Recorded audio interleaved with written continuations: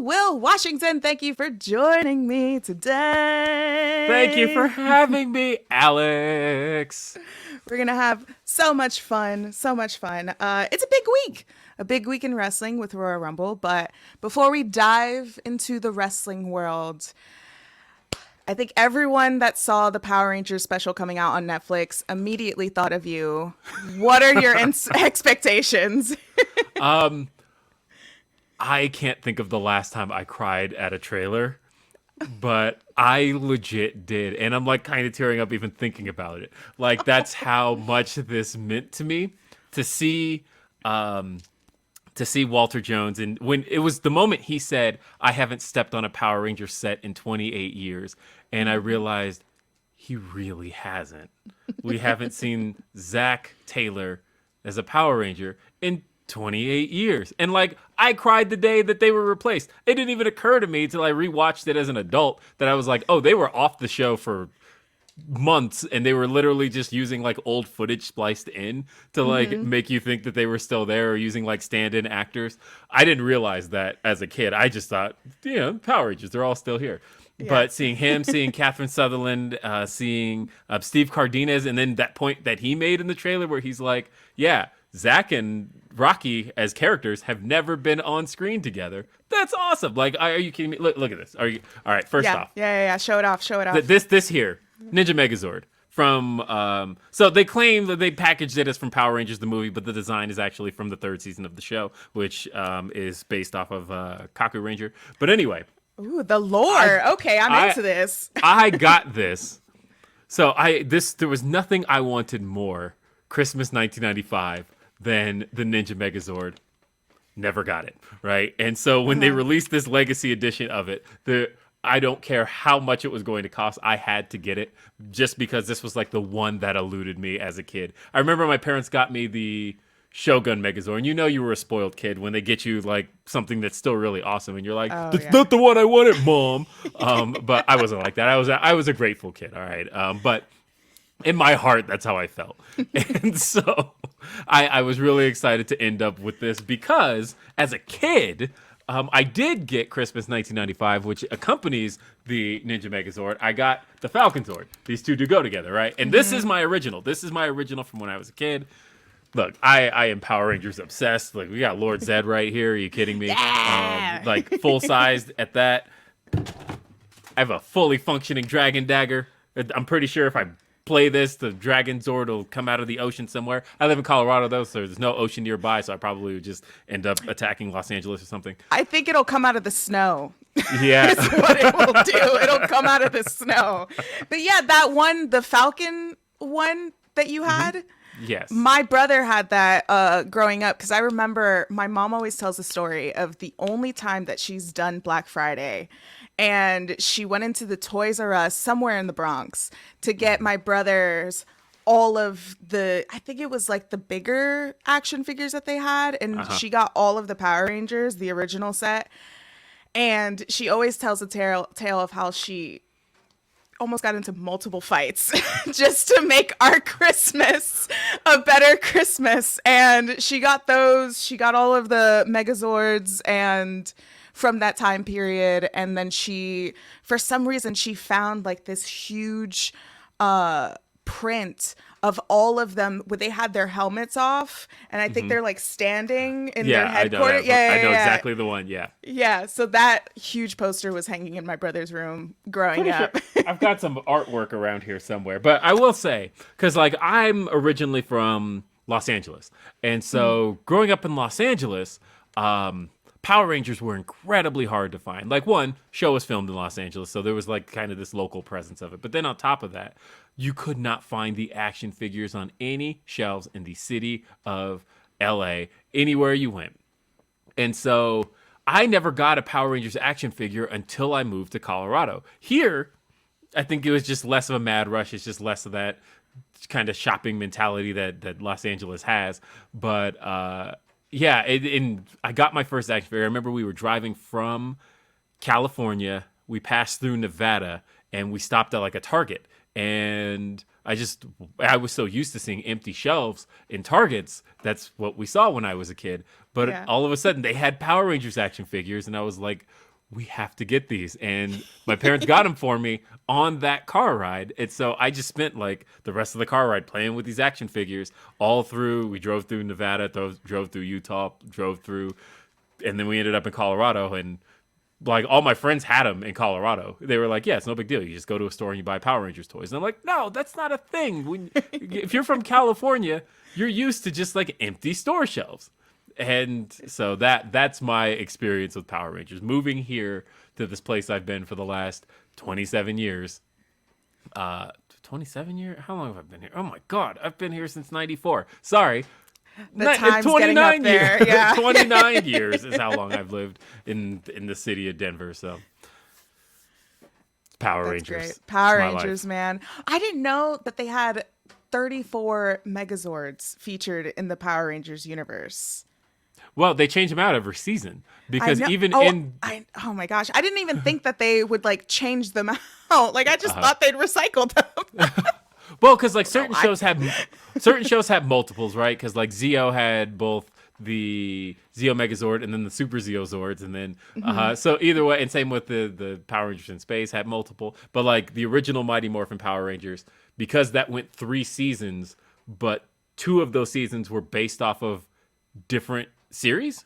Because you know, there's a whole thing around that where the original Mighty Morphin Power Rangers was based off of Zeo Ranger, and there was only I think like 30 something episodes of Zeo Ranger. Correct me if I'm wrong, people. But then, but that first season of Mighty Morphin went like 60, and so which is insane to think about a 60 episode season. But that show used to come on every day. People don't realize we would come home after school and sit down and just watch the show. It came on every single day. It wasn't like a weekly thing, and then. The problem was they ran out of Zeo Ranger footage and they ended up like shooting some extra stuff in Japan. But then when they got to season 2, it was like, okay, we've completely exhausted all Zeo Ranger footage. So we have to now go to, I think the show is called Die Ranger. And that's where the Megazord footage all comes from. And that's where the villains all come from. But they didn't want to change out the Rangers because they could make so much money off of the Rangers themselves. So they like shot American Ranger footage. And then when it went to Zords, it went to and they did that for 3 seasons before they couldn't do it anymore. So it's. Oh, go ahead. No. I was gonna say I remember learning that when I watched the show on Netflix, the toys, like how we made them. Have you Yes. seen that one? That's a Yeah. I great remember series, it. yeah. Yeah. It's a really great series. Really great. Oh series. man, so many Megazords. But okay, let's say you and I could build a Megazord for any wrestler. Who would it be? Oh, I would say Leo Rush really feels like a Power Ranger to me. And I don't mean that in just the sense of his look, but I mean in the sense of the way he, I guess it is a lot of it is the look, but it's also the way he presents himself in the way, like in the ring, he wrestles like you would see a Power Ranger in an epic fight. And Yeah. it would be in that moment where he's down against the bigger wrestler that he's like, we need Megazord power now, and then all of a sudden Megaforce. and Megazord just like comes in and stomps his opponent out. Leo Rush, that's my answer. Yeah. That's a really great answer because he has good style. So I feel like the Megazord would look really cool. Yes. I thought of Sting. Yeah, I mean, I see. Yeah. Sting to me is more like Zordon. Sting imparts the Oh, wisdom. okay. Yeah. Sting would impart the wisdom on like a Darby Allin Power Ranger, right? And then all of a sudden he goes and does his thing. That's Sting to me. Or you know what would be cool too? Kana. Asuka. Yeah, Just the Oh, whole yeah. look. Yeah. That'd be Yeah, pretty she'd good. pull that off easily. Oh yeah, for sure. Maybe we'll see her at the Royal Rumble because they've been teasing Dark Asuka. I'm not too sure, but let's get into the Royal Rumble. It is Yes. this weekend. How Favorite hyped are event of the you? year, by the way. I mean, look, it is my Same. favorite event of the year. I almost would have gone, except that I've got 2 major trips coming up like very shortly after, and it's just too much back to back to back because I got to do Revolution and WrestleMania within a month of each other. Like I needed to chill as far as Royal Rumble's concerned. But I have, you see this poster right here? That one right there. Yeah. I have done Royal Rumble in San Antonio. I have been in okay. that exact building. So that's the other thing is I feel like I'm not necessarily missing out because I've done that building before. And I got to see Cena win his 16th title there. So But hyped. I'm always hyped for the Rumble. It's always my favorite event of the year. I think the Rumble's better than WrestleMania. I think that in concept, obviously in execution, like last year, that wasn't the case. But I think in concept, I love the Royal Rumble. It is such a fun event to just sit down, watch, get excited for. It's still one of the most incredible concepts in wrestling history, and there's so much to get hyped for this year. I'm all in on Rumble. Oh yeah, and I'm so glad that you said the Rumble sometimes could be better than WrestleMania, because that's how I feel. And especially watching it live with friends. And it's like any level of fandom, whether it's like current, older, getting back into wrestling, or like brand new wrestling fans. It is so much fun to watch it together, get all the snacks, get all the drinks, and you're all counting down like 3, 2, 1, and then the buzzard's going on.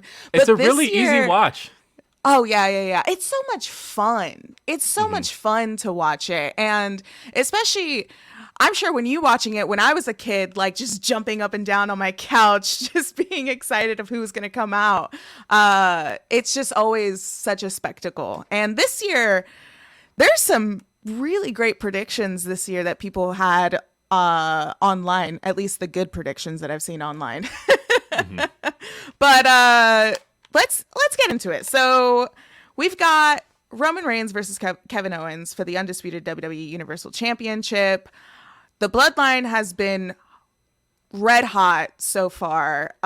Any predictions on where the story will go for this match? I think if they're smart, and I feel like they have to be smart enough to know how to temper and manage expectations. If they're smart, I think this is where they pull the trigger on whatever's going to happen to Sami Zayn to place him outside of the bloodline. You know, the whole idea that Roman said, I don't want to see him till Saturday. So we know he's going to be there on Saturday. But I think this is the end of the line. I think the bloodline turns on Sami as this ends. I agree. I think something's also going to happen with Jay. Since Jay Same. saved him at Raw. Yeah, yeah. Oh, I think Jay's going to be the one to double cross him. I think Jay is ultimately going to be the one, like, as Sammy is looking up with a look of sadness in his eyes. Because, you know, I think for a long time people wanted, they knew the story they wanted. And then it kind of took a turn, and there was a big expectation of people that they wanted to see Sami Zayn be a little bit more of a mastermind, and maybe he's like a step ahead of everybody. But after this Monday, no, I actually like the idea that Sami has just really been looking for acceptance this entire time. And I want to see that moment where, and like, I don't want to see it because it's going to break my heart. But as a creative person, I want to see that moment where Sami is looking up and, like, as he realizes he's been betrayed by Roman, he's been betrayed by Solo, he's been betrayed by Paul Heyman, and he looks over to the Usos, who have had his back this whole time, and they just give him a look like, get out of my face, and like shove him down or something along those lines. And he looks to Jay, who literally said, I love you, dog, on Monday. And Jay just like pie faces him. Like, that's, Oh, I know, right? That's a heartbreaking moment. Gosh, it'll But be like a I'm sorry I love you moment. Yeah. But I feel like something has to happen to keep Sami out of the Royal Rumble, because I think there is this expectation from certain people that they want to see it, but I don't think that's where things are heading. And I think if they can be smart enough to manage that expectation, because, like, you know, a big comparison I keep hearing is Daniel Bryan, Royal Rumble 2014, and how Bryan had that match earlier in the night with Bray Wyatt, but, you know, Bryan lost that match, but nobody walked away from that match thinking, oh, Bryan's unable to compete in the Rumble. And so we just didn't see Bryan in the Rumble. So there was this expectation throughout the rest of the night. That's okay. He lost to Bray Wyatt, but he's going to be in the Royal Rumble. And then when we see that, that's where we're going to get our moment. And he just wasn't in the Rumble. And I think there needs to be, beforehand, whatever happens with Sami Zayn, something needs to definitively put the mark on the fact that he's not going to be in the Rumble. He's already not announced for it. And I think WWE has already tried to kind of manage that expectation. But I think if you have him in a way where he's like, I don't know, loaded onto a stretcher or something, then you can at least guarantee that fans aren't like, oh, we could still see Sami later. Like, you got to make it so that we do not see Sami Zayn later on. Yeah, I agree. Maybe we'll see him in that neck brace and the stretcher. Oh my god. It'll be all just heartbreaking once it all plays out. But Either way, not a chance Kevin Owens wins this. That's yeah, okay. not a chance. We love KO. I love KO, but yeah, there's not a chance that he'll win this. But moving forward with the Raw Women's Championship with Bianca Belair versus Alexa Bliss, I am interested to see what is going to play out with this match. Also, with the Pitch Black match that's happening with the association with Alexa and Bray Wyatt. I definitely think Bianca's going to win, though. Right? I'm not so sure. I think that Really? really, I think that they're kind of at a bit of an impasse where there has to be, like, they've been doing this Bray stuff for so long that it kind of has to prove a little bit successful. Otherwise, what are we doing? And there's a piece of me that, look, Bianca is my favorite female wrestler in pro wrestling today, almost, or at least top three. I don't particularly care for Alexa Bliss in terms of the spookiness, but I think that it has to work at some point, right? Like, on its first try, if Alexa's unsuccessful here, what is she doing? Yeah. I Or maybe kind some of shenanigans will play out. I kind of think she could win. See, now when you put it like that, maybe. And also, this is an opponent that Bianca, like, within this spooky, element, she's never faced that before. So, I don't know. Now you put it that way. Oh my gosh. I want Bianca to win because I love Bianca Belair, but yeah, I agree with you. I don't really care for the Alexa Bliss scary stuff. But it does have to play out. I guess it does have to work out in some level. I just don't want it to be now, but I guess it might have to be now.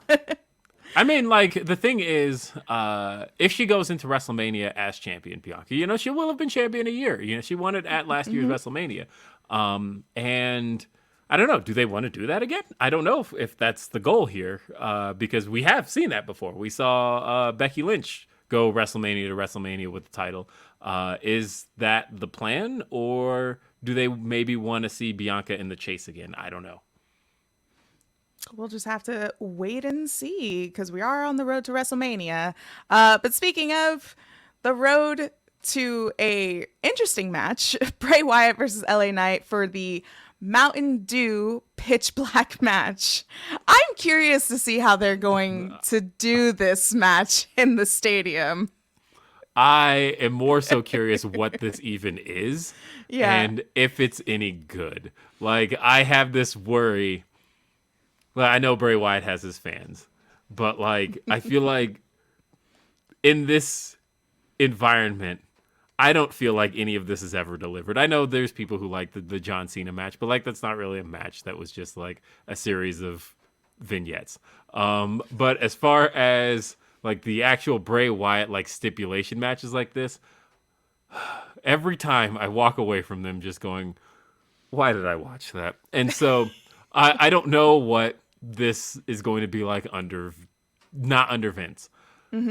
I hope that I am pleasantly surprised, but it's probably the thing I'm looking forward to the least.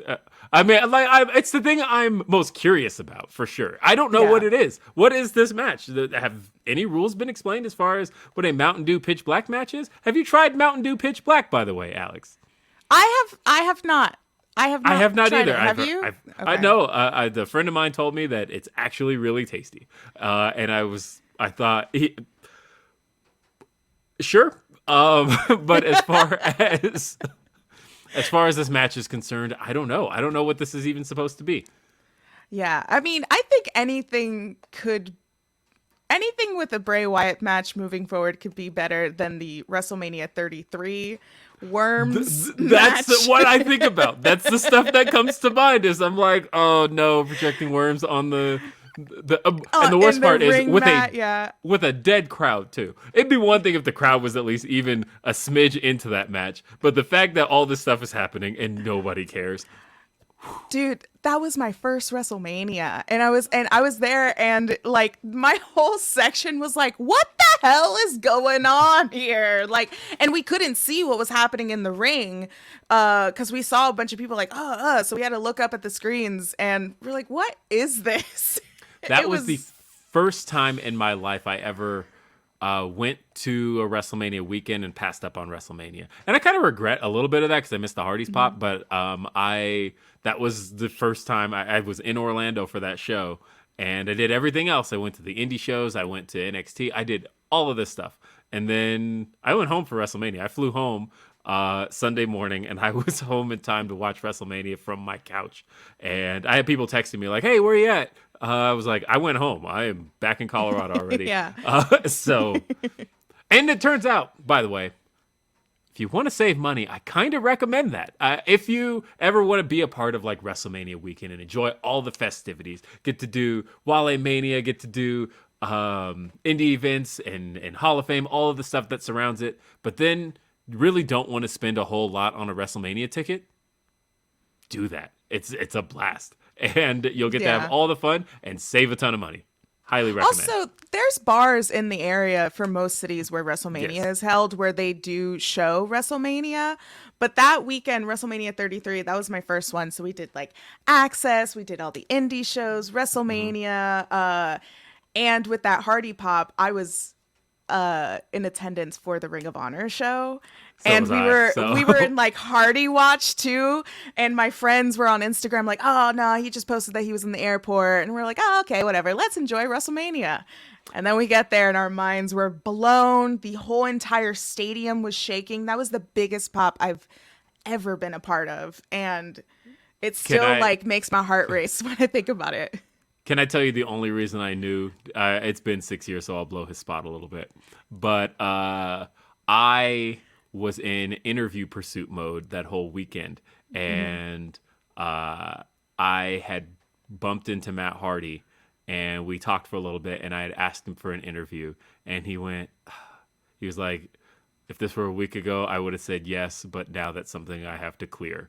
And I'm like, what does that What mean? mean? Yeah. And I'm like, have to clear with whom?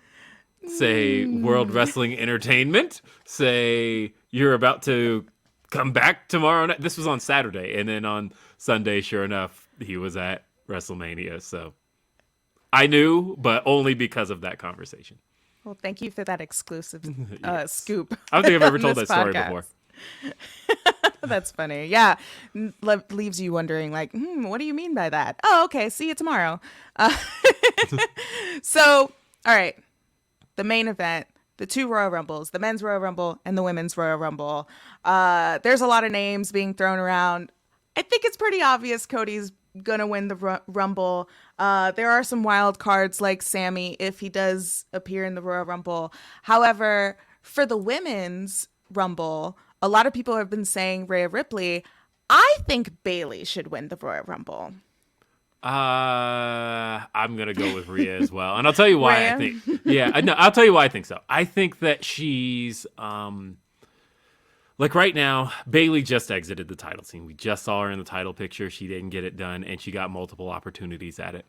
I think that as far as Rhea's concerned, we haven't seen her in this form as far as the Judgment Day Ripley. We have not seen her get a title opportunity, and I think that that's by design. I think that she's been kind of kept at bay long enough to get to have the WrestleMania moment with this character. I think her and having Dominic Mysterio with her, all of that, I think this is a new venture for her. I think she's more over than she's ever been, and if there were ever a time to do it, it's right now.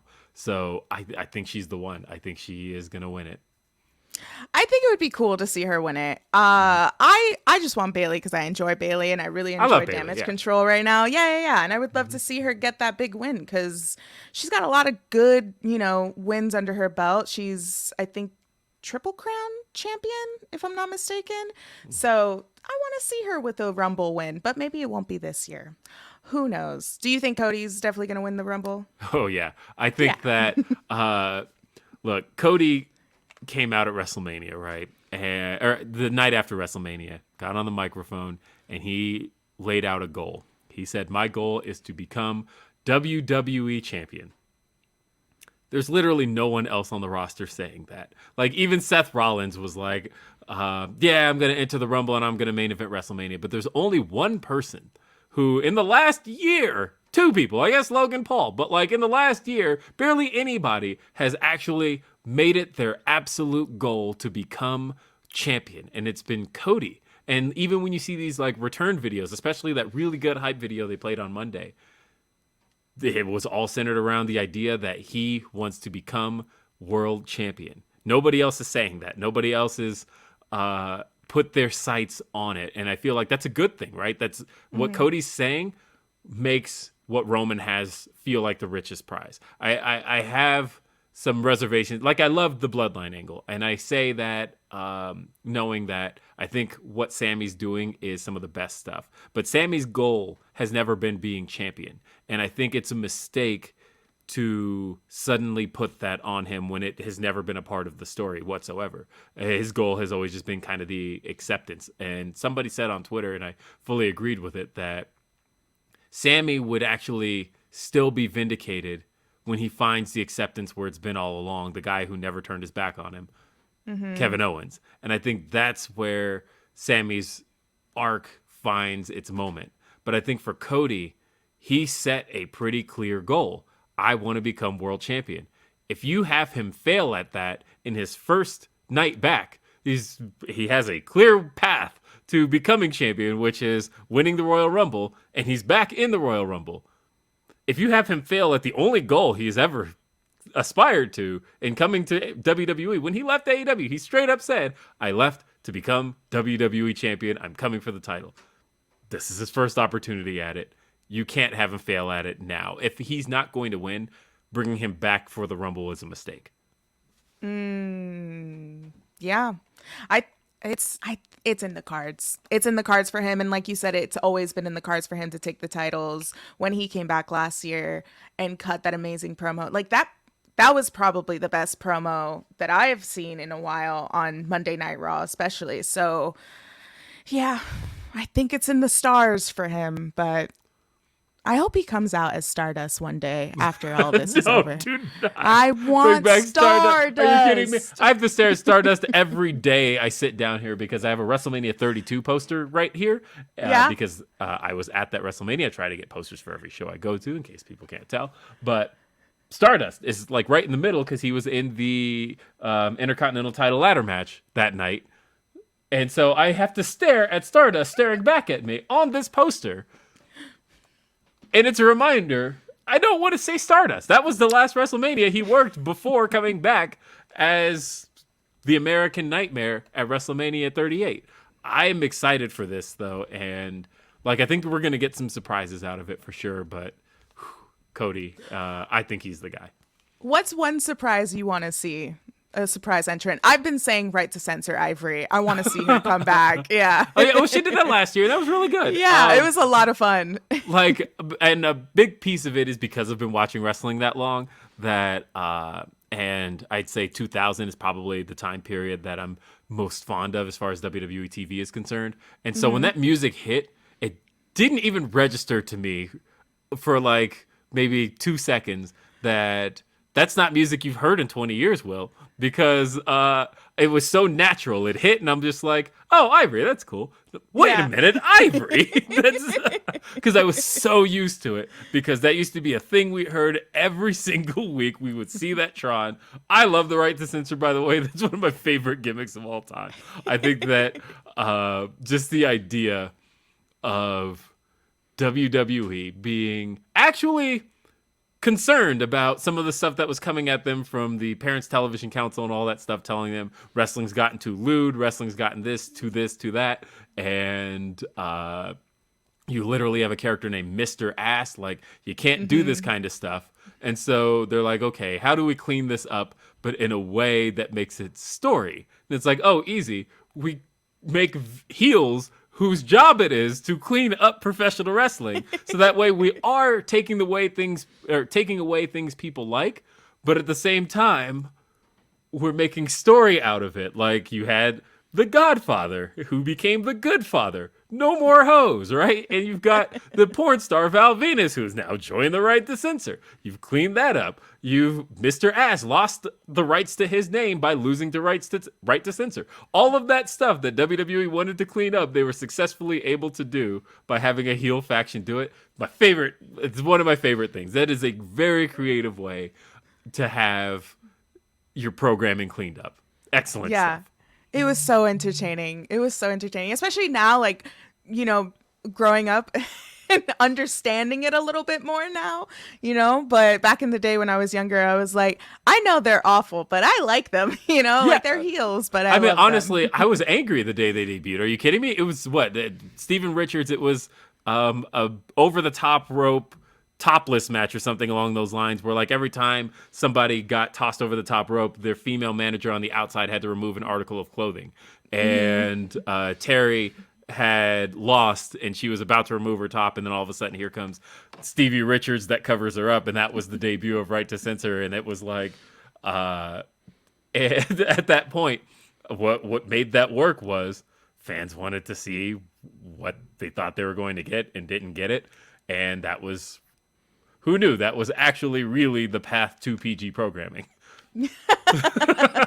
Thank you, Right to Censor. You did it Yes. for us. Yeah.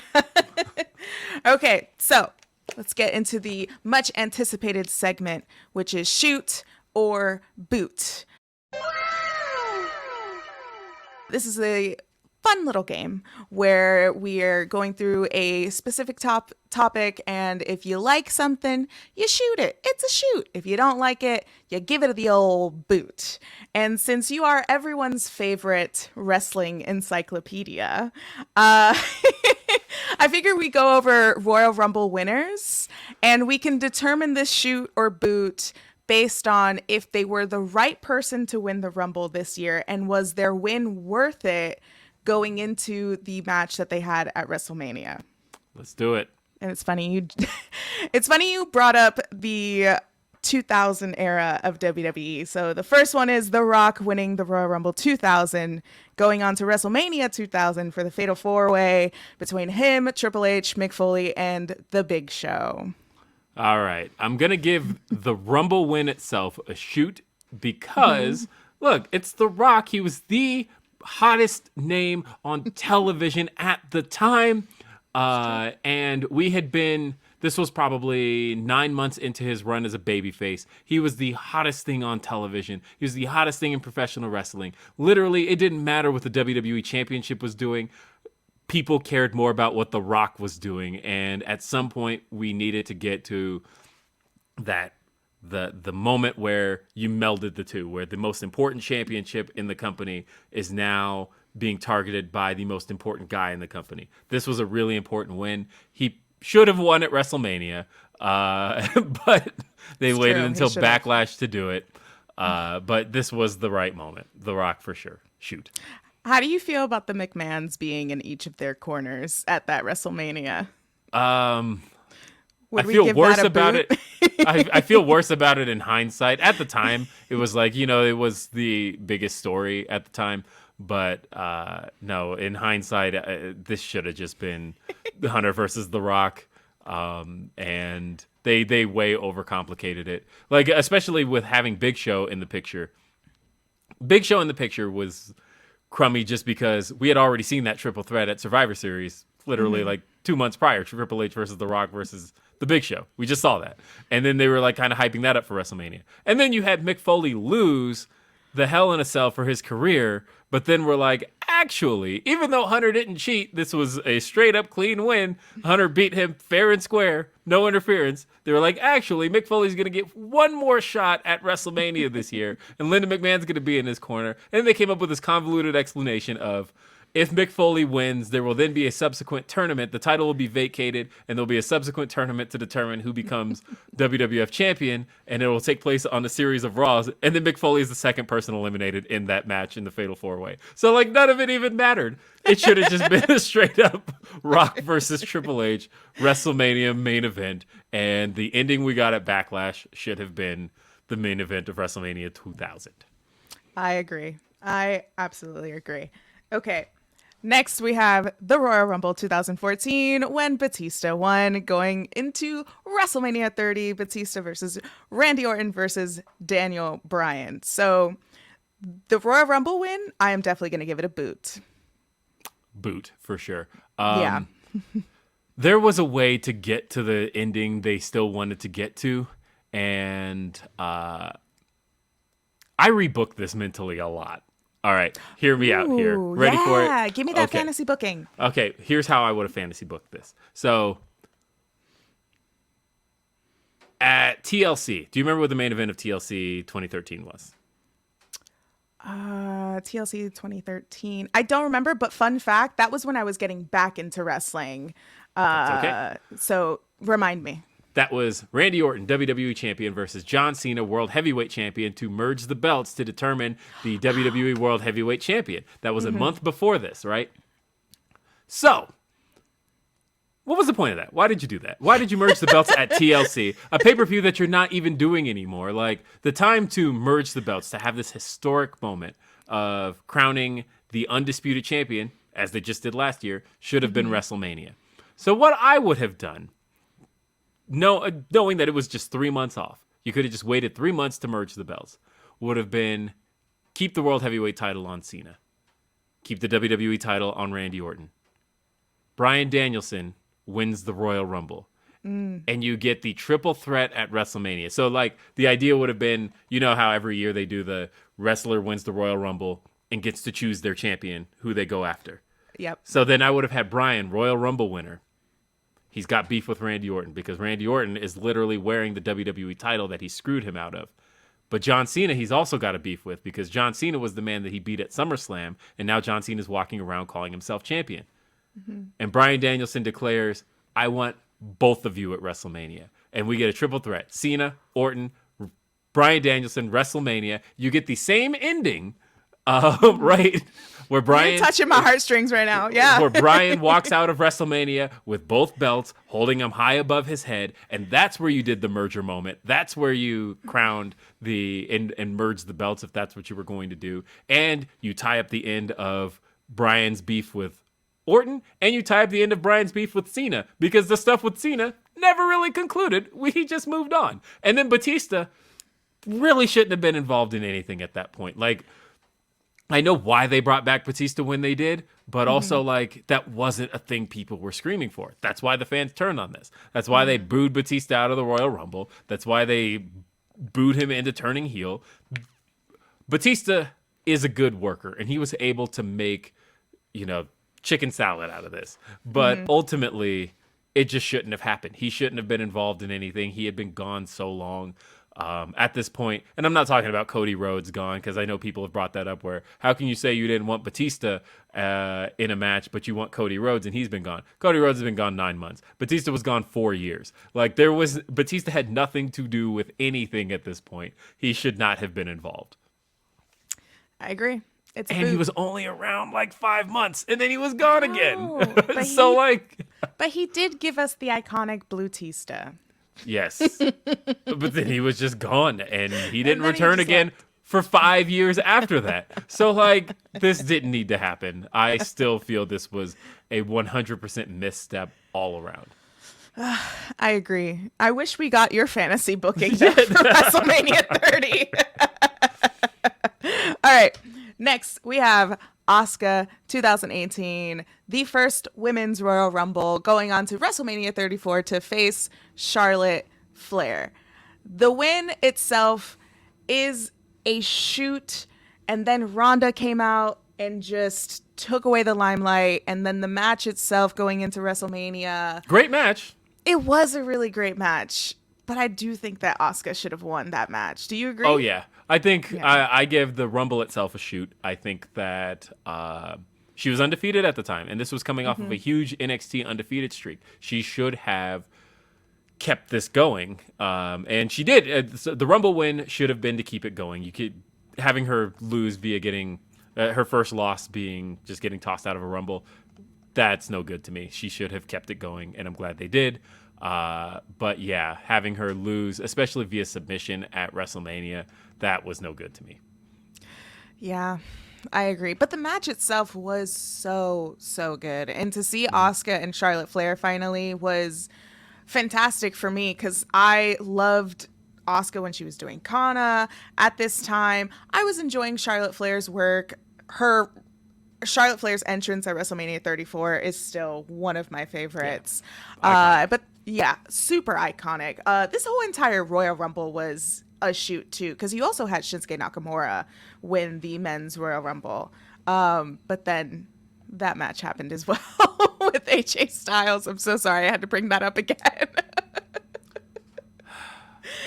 It's okay. It's okay. We'll move on. We'll move on. Okay. Next, Bianca Belair winning 2021, going on to WrestleMania 37 to face Sasha Banks. This is a Pew super pew. shoot. Yeah. Pew pew. It's a super shoot. Come on. She had an amazing performance during this Royal Rumble. That match with Sasha Banks, the main event, the first time two Black women have main evented WrestleMania. It was a historic moment for both of them. That moment before the match when the bell rang and they took it all in. I think the build going into that WrestleMania though wasn't the strongest, but from the bookends, it was like picture perfect, right? Yeah, I think so. My only regret with this one is that it took place in the Thunderdome, and I will never watch a Thunderdome thing again. And so I almost hate that moment is like kind of lost in history for me. But at the time, knowing that was all we had, of course, I enjoyed it. It's great. The finishing sequence with Rhea, phenomenal. Yeah, it was great. But I will say, the camera work for that Royal Rumble was great. That 5K digital camera. Do you remember that? I don't know what the camera is called specifically, but that was my favorite point. That was my favorite thing about the Thunderdome era of WWE. Other than that, I will give that whole entire era a boot. Yeah, well, because they were doing the depth of field stuff and really making the wrestlers stand out at the time. It looked good. I agree. It's just the canned noise. To me, wrestling is all about the engagement of the crowd. And when you don't have that, it's really hard for me to take it in. And I love that organic noise. That stuff is infectious. I love it when fans are on their feet and excited about something. There's no greater sound to me than a pop. And so that year and a half of not having that is tough. Yeah, it was really tough, but it paid off once we got into WrestleMania, and there was a crowd for that, so they deserved it. Yeah, super shoot. Okay, next is the Royal Rumble 2019. Becky Lynch, the man during this point. She goes on to become the first women's main event at WrestleMania 35. Becky, Ronda Rousey, and Charlotte Flair. I think I might give this one a shoot. This has to be a shoot. So people have had this idea for many, many years, right? And it's happened now twice. But I remember going into the 2019 Royal Rumble, there was always this idea that somebody could lose a title match. I suppose 22 with Brock Lesnar is the first time we saw it in full. But the idea that they would lose the title, enter the Rumble, and win the Rumble. She didn't necessarily do that because but she did have a SmackDown Women's title match earlier in the night against Asuka. Asuka, who had won the title at TLC a month prior. And so, but the idea of losing a title match and kind of setting fans up to think that it's all over for this person, but then they come back later in the night and win the entire thing. That's such a cool story. And I'm glad Becky got to be kind of the first one to really do it. And no, this was the entire shoot. Even going to WrestleMania, sure, it should have been one-on-one with Ronda because that was Ronda at her hottest, and it was Becky at her hottest. Charlotte was kind of cold, and the match should have been a singles match. But at the end of the day, this was Becky Lynch at her red hot peak, and there's nobody else I would have put the Rumble win on. Yeah, I agree. This was a shoot. Although I am gonna boot the WrestleMania match just because I was very cold that night. It started to rain and I didn't get home till 4 a.m. because we were waiting for the public transit trains. I don't drive since we were in New York, and we took an Uber back to Harlem from New Jersey, and it cost almost $150 to take an Uber back, but it was 4 of us, so we split it, thankfully. I'm just reliving the tale of a disastrous That was one of those night. That's one of those weekends I flew home and watched WrestleMania from my couch. Did everything in New York. I had a lot of fun in New York, and I even stayed in Times Square. And this was like literally, you could see the New York Times from my window. But I had a blast, and then I went home and watched WrestleMania on my couch, and I just thought, those poor folks. No, honestly, I know some people don't like two-night WrestleMania. God bless two-night WrestleMania, because them 7-hour shows being a thing of the past that's a shoot in my book. Love it. Yeah, I'm in my 30s now. I will definitely take apart a 2-night WrestleMania for sure. I will say at the end of this WrestleMania, when we were leaving the arena or the stadium, we saw Hiroshi Tanahashi and we took a picture with him. So that's the highlight of my WrestleMania 35. Love it. Okay, next is the iconic Stone Cold Steve Austin win from 1997, going on to WrestleMania 13, where he faced Bret Hart. The iconic submission match. Stone Cold Steve Austin, this is his first win, and then he went on to win 2 more Royal Rumbles. What do you think? Boot. And the reason why is because there was so much. He didn't have a title match at WrestleMania that year. Yeah. The WrestleMania title match was Psycho Sid versus The Undertaker, which could have had any less to do with this. And so, this was a really convoluted period for WWE, because this was right around the time that Shawn Michaels had decided that he lost his smile and he leaves and he relinquishes the belt. So then we've got this belt vacancy going on, and nothing really made any sense or came together well. And then he came back for that WrestleMania, and he was on commentary for that main event. Yeah. Yeah, which was so weird. Why are you even there? and Brett and Austin was an excellent match, and even an excellent feud. But I feel like the Rumble being the catalyst for that, in a way where neither of those guys were in the title match, that sucks. And that WrestleMania 13 has the oddest build of any WrestleMania I've ever watched.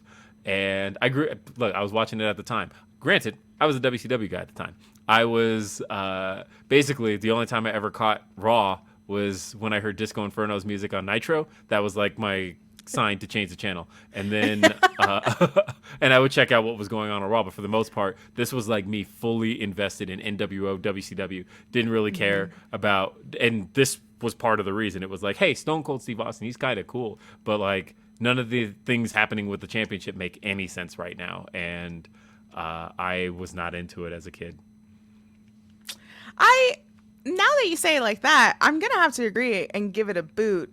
Although the moments that Stone Cold Steve Austin had in this Rumble, like this image, for example, of him looking at the watch, it was a fun performance. I would give the performance during this Rumble a shoot. But yeah, the outcome of not having a title match or even main eventing that WrestleMania, it's definitely a boot. Yeah. Next, the amazing return of John Cena. Greatest Royal Rumble moment of all time. Hold up. Break it down. All right. John Cena was the WWE champion and had been champion for literally a year. He won the title at Unforgiven 2006, and on the Monday before No Mercy 2007, tears his pec. He has to go out. Now, the funny thing is, shout out PW Insider and Mike Johnson. because PW Insider had the correct report on John Cena's injury, and then WWE lied to us about it, and we all took their word for it. But Mike Johnson had reported at the time, John Cena will be out about 3 months. And then WWE comes out the next day and is like, John Cena will be out 6 months to a year. And silly us. None of us thought to question WWE on that. Nobody thought to say, hey, 6 months to a year is a little excessive for that type of injury. Mm-hmm. And why did Mike Johnson say 3 months? And it turns out 3 months was correct. But back of everybody's minds, they did this build to the Royal Rumble, right? Where Triple H couldn't get into the Royal Rumble. And he has to fight his way back in, and Vince McMahon is putting all these obstacles in front of him, and Vince McMahon finally gives him an opportunity on the Monday before the Royal Rumble to get in. Hunter gets in. So in everybody's minds, Hunter is the guy who's winning the Royal Rumble. He's got the beef with Randy Orton, the WWE champion. That makes perfect sense. And Hunter was, of course, number 29 in the Royal Rumble.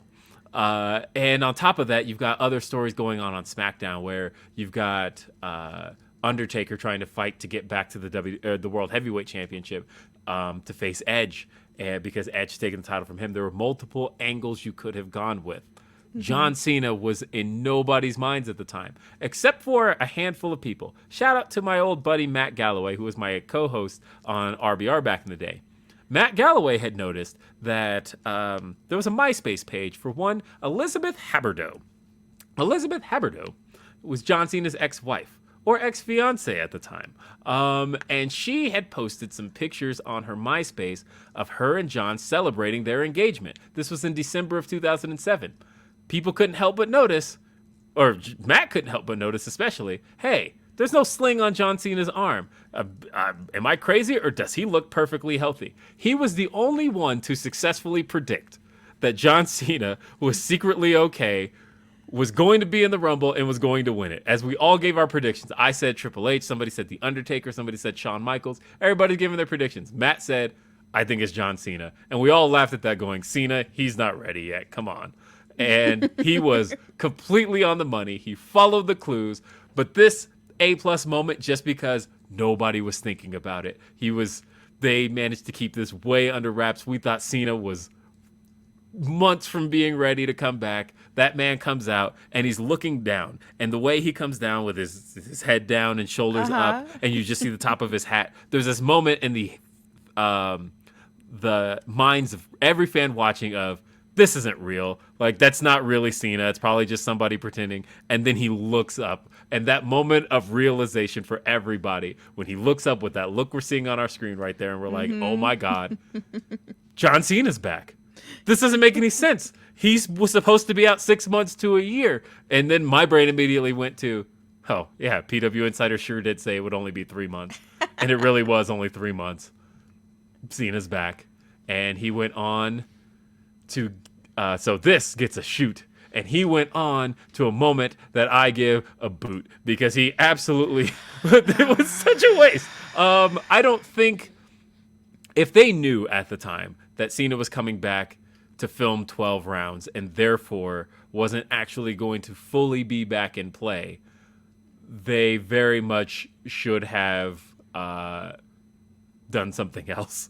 Mm-hmm. Because for those who don't recall, and it's hard to know at the time, but Cena came back, and then he was also simultaneously filming 12 rounds. And so he's like half-ass working WWE TV. He's like doing these matches where he's not taking any bumps whatsoever, and like barely doing anything in these matches. And it was very clear that, oh, they're protecting him because he's filming this movie. Mm-hmm. And of course he then loses at WrestleMania. Awful finish, by the way. Cena gets pedigreed, and then Orton punts Hunter and then pins Cena. But Cena has like this weird ring awareness where he is looking off camera for Orton to punt Triple H, but he had just been pedigreed and is supposed to be selling this thing. And so he's like literally staring at Randy Orton, eyes wide open, and then gets pinned. And I'm like, but we just saw you conscious. What? Horrible finish. A lot of that stuff sucked. I heard a rumor, by the way, that that night was supposed to have the first ever Money in the Bank cash in the same night as the title match. Oh, That really? that well, because the word was always that Jeff Hardy was supposed to win the Money in the Bank that year, Uh-huh. and then Jeff Hardy got suspended 3 weeks before Money in the Bank, and it ended up going to CM Punk. But that there was going to be a moment because Jeff Hardy had a feud with Randy Orton that year, back in January. As a matter of fact, at this very Royal Rumble, Jeff Hardy faced Randy Orton, and that feud hadn't really finished. And so there's a rumor that Jeff was going to win the Money in the Bank at that show and then cash in on Randy Orton, and that was going to be the conclusion there. That was going to be his WrestleMania moment, and it ended up not happening. A lot of stuff didn't work the way it was supposed to, but the Rumble win itself, greatest Rumble moment of all time. I truly believe it is. Yeah, this is definitely a shoot. And the placement of where he came out plays such a huge role too, because he came out at number 30, right? And like everyone was like, who's left? Like, who is left? And for me, I did not know. I had a MySpace, but I was not following John Cena's ex-fiance on MySpace or anything like that.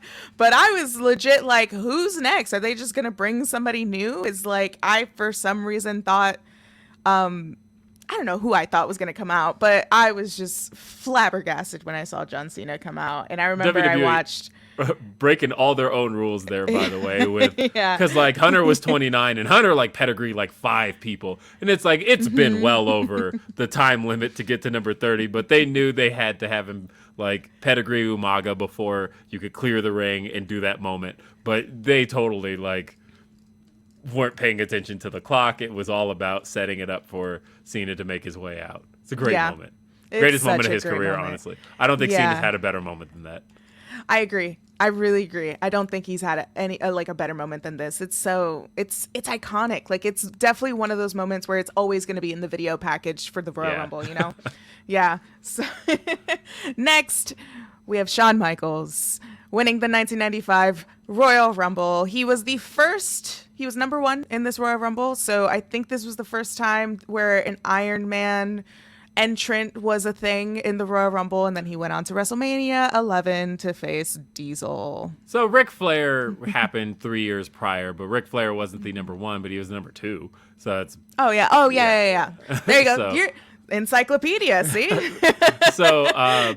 But this, of course, he went on to WrestleMania. Did not win at WrestleMania that year, but it was still kind of a good setup for Shawn to come back and win back-to-back Rumbles. So this actually does get a shoot for me, and I even give the WrestleMania match a shoot in that he didn't win, but I think it told a great story for what was to come the following year for the boyhood dream to come true. Yeah, I agree. I think it's a shoot. What do you think about this moment of him skinning the cat? I know there's some controversy where people said that both his feet touched the ground. What do you think? Wrestling's fake. Who cares? Yeah, I know. Like, who cares? Who Just, cares? He won. It was a fun Royal Rumble. Just don't show it again. That's all you have to do. Just show it from this point up. Don't. Yeah, just show it from that point. You don't have to do any of that. I mean, it was a cool moment for me as a kid. I didn't realize that his feet had touched the ground. I just thought that was the coolest thing I'd ever seen in my life, that he held on, pulled himself back in, skinned the cat, and got the victory. Yeah. Yeah. And you posted that video of him holding on to dear life with his fingertips. What Royal Rumble was that? 2010. 2010. That's one of my right. favorite Rumbles ever. That Rumble, just the story in that Rumble. I don't know if it's one coming up here, so It's not, but we could dish about it a little honestly, bit. that Rumble 2010, because like for a while the Rumbles were kind of struggling to figure themselves out, and then the 2010 Rumble like tried something very different. That had the CM Punk stuff with him having members try to join the Straight Edge Society. Like he basically cleared the ring and then grabs the microphone and is talking through the Rumble and inviting people to join Straight Edge Society. That whole story throughout it is actually really good. And then the story of Shawn Michaels wants to go on to WrestleMania. He didn't even care about the title. He just wants a rematch with Taker, who at the time was the champ.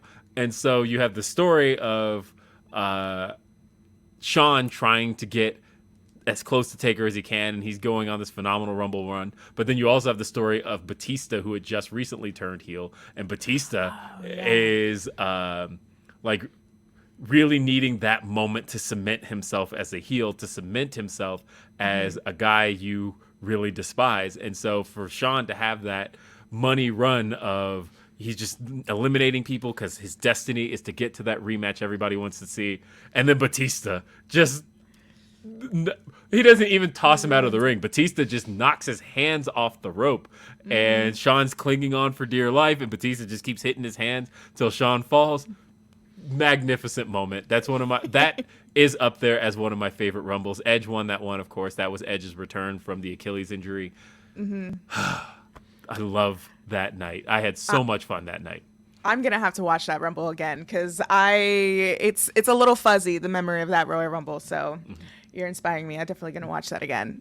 Okay, last one we have.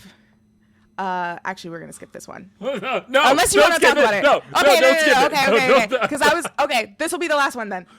So the last one is Roman Reigns winning 2015 to go on to WrestleMania 31 facing Brock Lesnar. However, Seth Rollins cashed in on that one. For some reason, The Rock came out.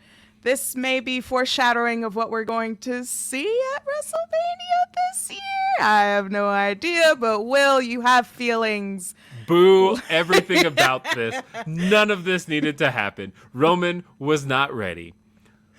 Again, I talked earlier about how if you're bringing Cody back now and you're not going to have him win, that's a mistake because it is literally the biggest piece of his character. Likewise, Daniel Bryan had a severe neck injury and had to relinquish the WWE World Heavyweight Championship he had won at WrestleMania. They brought him back right before the Royal Rumble to declare he's coming back for the titles he never lost. And the fans were all in on that story. They went, yes, that's what we want to see. Yes, that was no pun intended. But they were all like, that's the thing we want to see. It makes perfect sense. Story writes itself. Daniel Bryan goes on to win the Rumble and get the title back that he never lost. If you knew you weren't bringing him back to win the Rumble, why did you bring him back here? You could have brought him back the night after the Rumble just to make sure there's no confusion. But the fact is you set the fans up to want to see that thing. You even had Bryan go through trials, right? Bryan, because you had Roman Reigns. Roman Reigns here just literally got on the mic at, what was that, a TLC, and declared, I'm entering the Rumble. And that was it. And people were like, okay. And then Bryan, on the other hand, he's like, I want to win the Royal Rumble. And they're like, well, you have to face this person, and you have to face this person. And literally, he had a casket match with Kane. You set the fans up to want to see Bryan win the Royal Rumble. They were ready for it. The moment made perfect sense. You have Bryan go on to challenge Brock Lesnar for the WWE World Heavyweight Championship. And then if you really wanted to crush people's dreams because they were so into the idea of Bryan becoming champion and winning his belt back that he never lost, then you have Seth Rollins cash in on him in the same way. Literally, you get the exact same outcome. You get even more heat on Seth Rollins. It still becomes one of the greatest moments of Seth Rollins' career. And instead, you set Roman up to die because Roman Reigns is out here. And Roman, I think, could have gotten there had he not had that hernia. But the fact was Roman had the hernia in 2014. So he was out from September till December. And being out that long, people weren't caring. They didn't care. They weren't thinking about Roman. Roman was in the back of their minds. He wasn't the guy anybody was looking for or looking forward to winning. And so when Bryan gets eliminated from the Rumble and completely, it was so non-monumental. It was literally just like he gets tossed over, he's holding on, and then Bray Wyatt just knocks him off the apron. It was like that guy was in there like 2 to 3 minutes. Like unceremonious. That's the word I'm looking for. It was so unceremonious the way they tossed Bryan out. And then you had Roman Reigns come in. And I think the fans would have been at least indifferent on Roman had that not just happened to Bryan. But when Yeah. that happened with Roman, they booed the man out of the building. And then on top of that, the Rumble itself also stunk. So then you're having these moments where all these guys where Big Show and Kane are just like unceremoniously dumping out the other fan favorites. Ziggler, fan favorite, gets just like set out gently. Dean Ambrose gets set out gently. And then Roman wins. Fans do not care. They hate it. They are booing. They did not want to see this man and his dumbass blue contacts get this victory. They didn't know. They wanted to see no parts of this because they weren't asking for it. There's nothing about they had a clear path for what they were asking for. They didn't give it to them. And then they do the silly ending where they tease that, oh wait, Rusev wasn't tossed out yet. Doesn't matter. Roman still just like throws him out. They brought out The Rock to maybe add something to this. Yeah, to like smooth things over sort of with the fans. Nothing. Especially considering The Rock had been hinting all day that he was going to be at the Rumble. And so the thing people thought was, because they were chanting Rocky, but they weren't chanting Rocky as in we want him to come out and help Roman Reigns. No, they were chanting Rocky because they thought he was going to be in the Rumble. They thought, oh, maybe we're going to get that Rock-Brock rematch. Maybe that's where this is going. Because Rock had been posting all day, hey, I'm in Philadelphia right now. There's a thing people remembered. Rock, this was just a disastrous ending. Nothing about this clicked. And this set Roman up for years of disaster that could have been avoided had they just waited a year on him. They knew they wanted him to be that guy.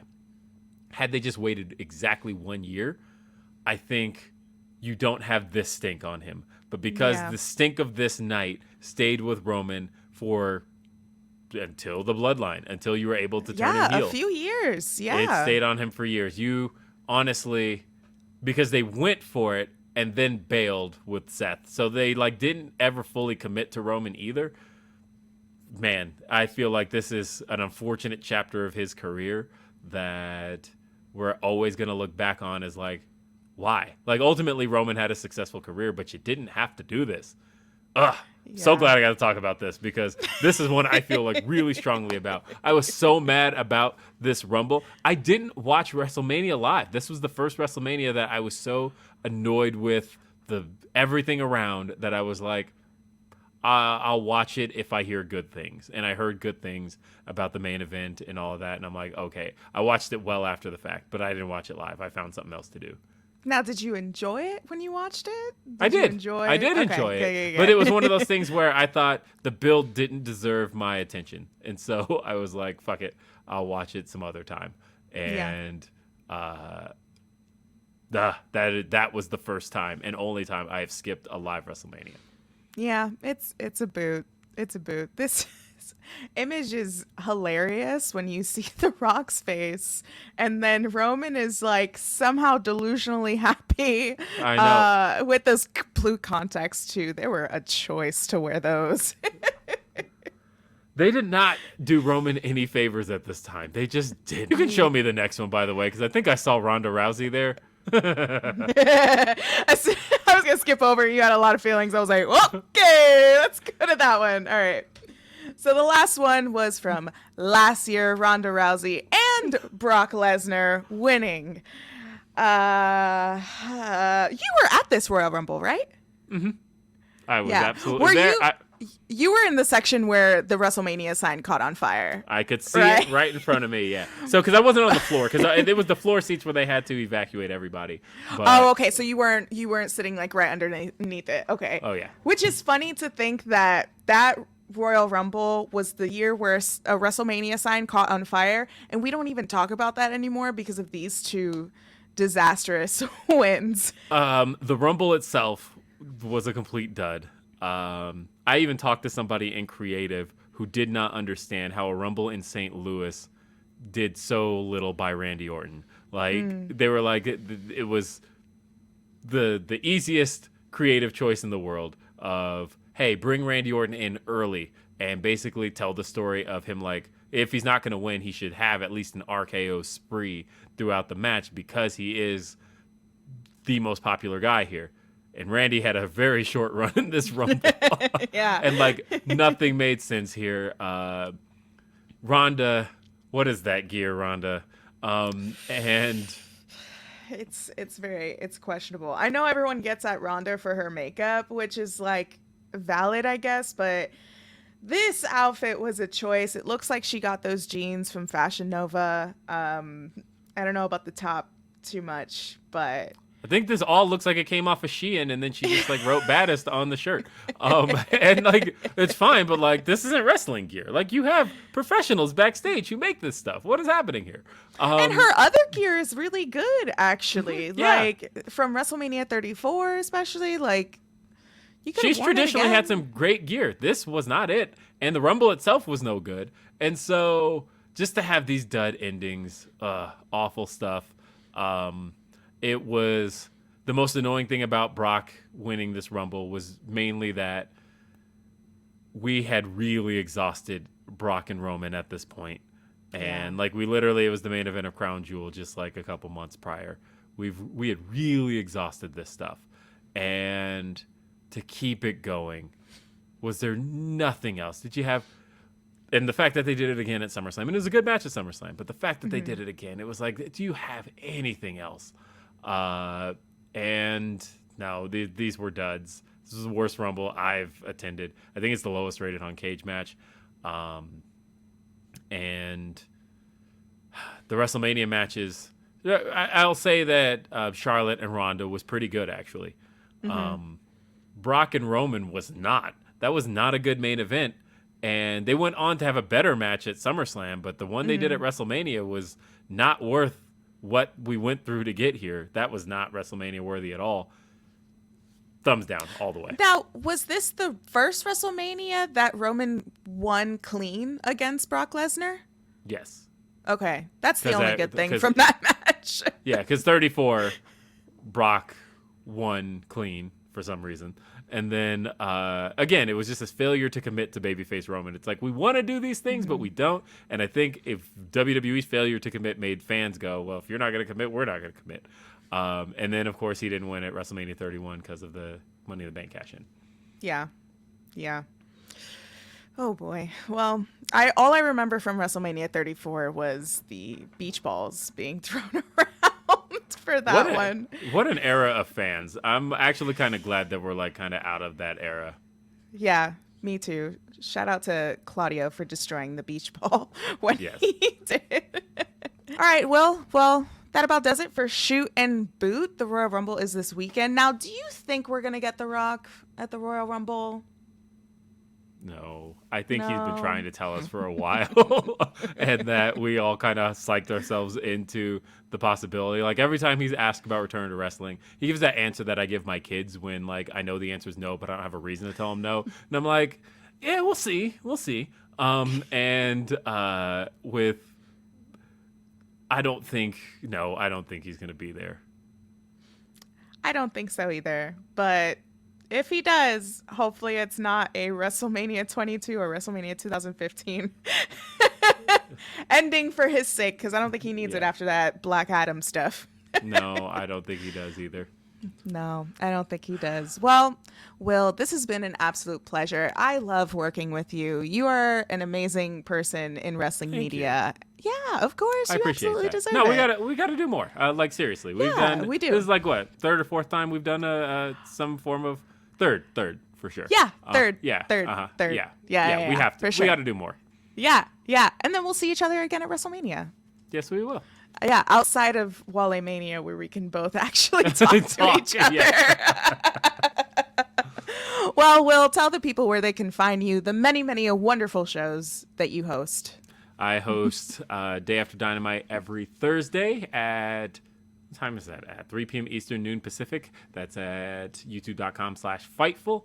I tend to get some pretty cool Dynamite scoops, and so I love talking about that stuff. So if you ever want to catch it, again, youtube.com/Fightful. I also on Fightful host a little show called Grapsody with my boys Righteous Reg and Philip Lindsay. That's at noon Eastern, 9 a.m. Pacific. youtube.com/Fightful is where that airs. And then on Sundays with my good pal Denise Salcedo, we host a show called After the Week. That's at her YouTube channel, youtube.com/Denise Salcedo, and that airs at 9 a.m. Pacific. That is 1, isn't it? No, I'm off. I think 10 it's 2 p.m. I don't know. No, That's no, your no. show. So sorry. Wait. Hold on. That airs at 1 p.m. Eastern, and There you go. that's yes, 1 p.m. Eastern, and that's 9 a.m. Pacific.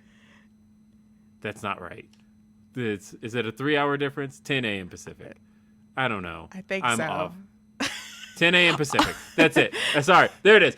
10 a.m. Pacific, 1 p.m. Eastern. I just know that your show with Denise, I catch it after I do Church of Joshi because we're done by then. So I catch you guys, and then on Grapsity, I watch you guys when I'm doing my laundry and folding. So Nice. I appreciate that. Thank you, Alex. yeah, of course.